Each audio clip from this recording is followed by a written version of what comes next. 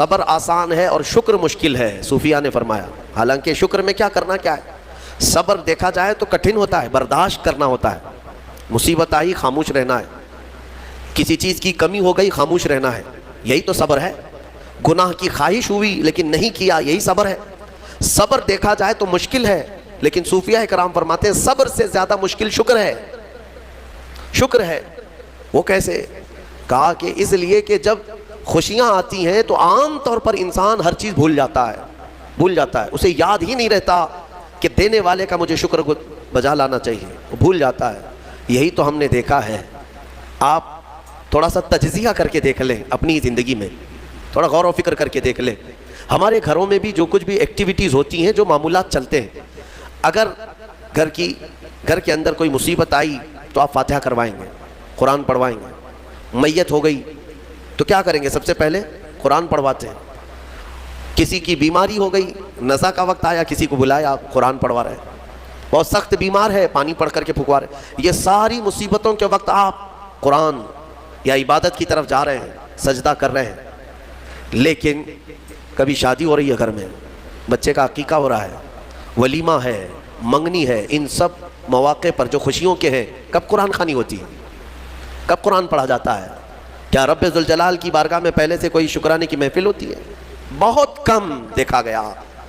موت پر، غم پر، بیماری پر دعائیں مانگی تو ضرور جاتی ہیں، قرآن پڑھا تو جاتا ہے، لیکن خوشیوں کے موقع پر بندہ بھول جاتا ہے۔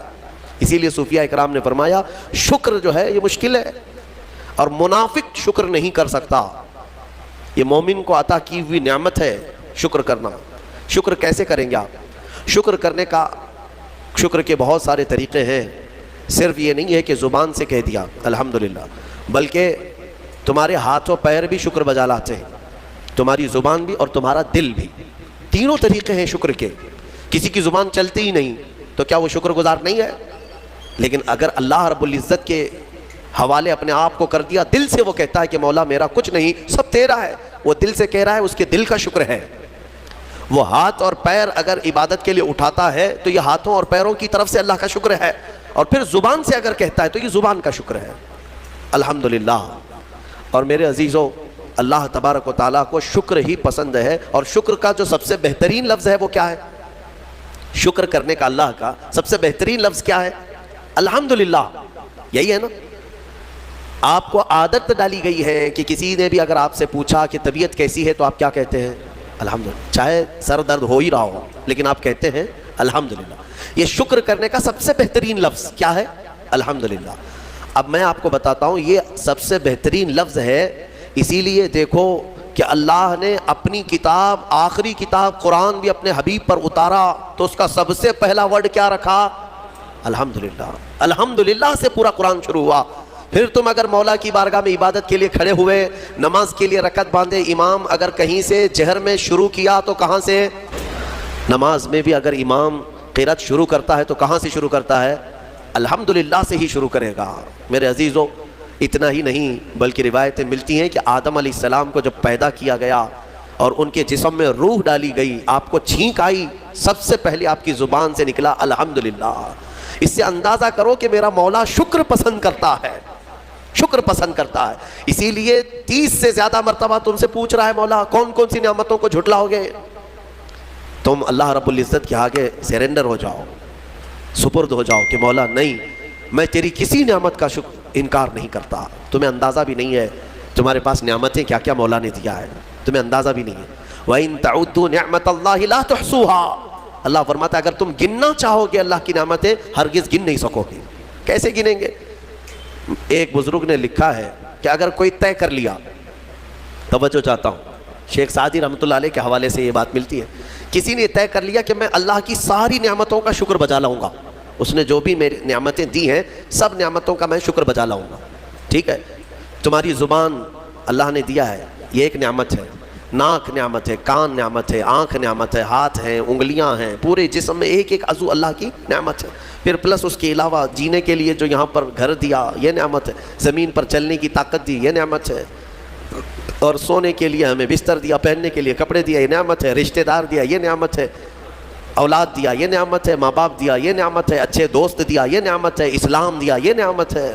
ایمان پر رکھا یہ نعمت ہے، اپنے آخری نبی کی امت میں پیدا کی یہ نعمت ہے، یہ ہزاروں نعمتیں ہیں۔ لیکن اگر تم چلو طے کر لیتے ہو کہ میں اللہ کی ساری نعمتوں کا ایک بات دیگرے شکر بجا لاؤں گا، اے اللہ تو نے مجھے زبان دی الحمدللہ، تو نے مجھے ناک دی الحمدللہ، سب نعمتوں کا شکر کرنے کا اگر کسی نے ارادہ کر لیا تو شیخ سعدی فرماتے ہیں تو پہلے وہ بیٹھ جائے، اس کو اللہ نے جو سانسیں دی ہیں نا یہ سب سے بڑی نعمت ہے۔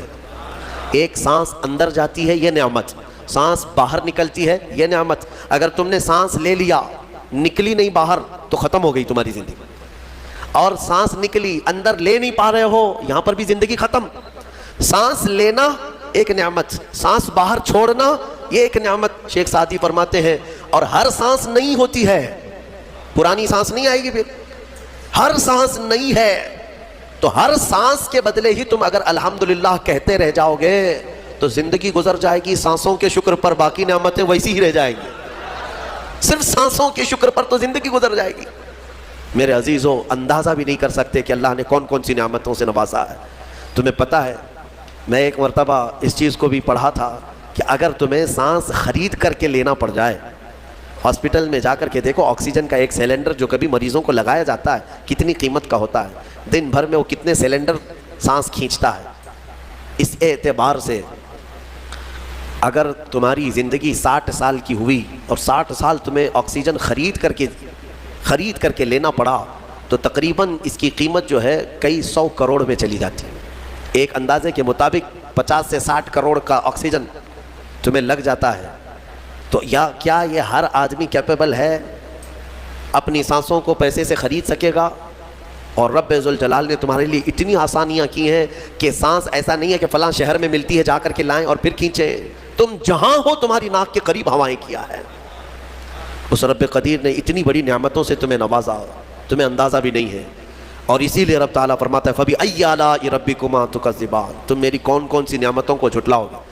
حاتم اصم ایک بزرگ ہے، حضرت حاتم خلیفہ ہارون رشید کے زمانے کے، خلیفہ ہارون رشید کے زمانے میں بادشاہ نے ایک مرتبہ ان کو طلب کیا اور پوچھا کہ کچھ نصیحت کیجیے آپ مجھے۔ وہ اکثر بڑے بڑے علماء کو دربار میں بلاتا اور نصیحت حاصل کرتا۔ حضرت حاتم اصم رضی اللہ تعالیٰ عنہ نے بادشاہ سے ایک سوال کیا کہ ہارون اگر تمہارے ساتھ ایسا ہو جائے زندگی میں اور پیاس کی شدت ایسی ہے کہ تم بلک رہے ہو، اگر تم کو کوئی ایک گلاس پانی دینا چاہے اور وہ پیسوں میں دینا چاہے اور اس آدمی کے علاوہ کسی کے پاس پانی نہیں ہے، تم ایسی جگہ پر پہنچ گئے ہو جنگل میں یا صحرا میں، تو تم اس کو کتنے پیسے دے کر خرید سکتے ہو؟ ایک گلاس پانی وہ بہت بڑی قیمت لگا رہا ہے، تم کو اگر بہت شدت کی ضرورت ہے تو تم کتنا مال دے کر کے خریدو گے؟ خلیفہ ہارون رشید نے کہا میں اپنی آدھی سلطنت بھی دینے کو تیار ہو جاؤں گا ایک گلاس پانی، کیونکہ ضرورت ہے انسان کی، جان بچانا ہے۔ تو حاتم اصم نے کہا ٹھیک ہے، تمہیں پانی تو مل گیا، کبھی ایسا ہوا تمہاری زندگی میں تم نے پانی تو پی لیا، پیٹ بھر کر پی لیا، پیٹ بھر کر کے، لیکن پانی اب نکلتا نہیں ہے، باہر نہیں نکلتا پانی، کوئی صورت ہی نہیں ہے کہ تمہارا پانی باہر آئے، پیشاب بند ہو چکا ہے۔ کوئی ایک حکیم ایسا ہے جو تم سے یہ کہے کہ میں تیرے پیٹ کا پانی باہر نکال دوں گا تو اسے کتنی قیمت دے گا؟ ہارون رشید نے کہا اس کو بھی میں اپنی آدھی سلطنت دے دوں گا، میرا پانی نکال دے۔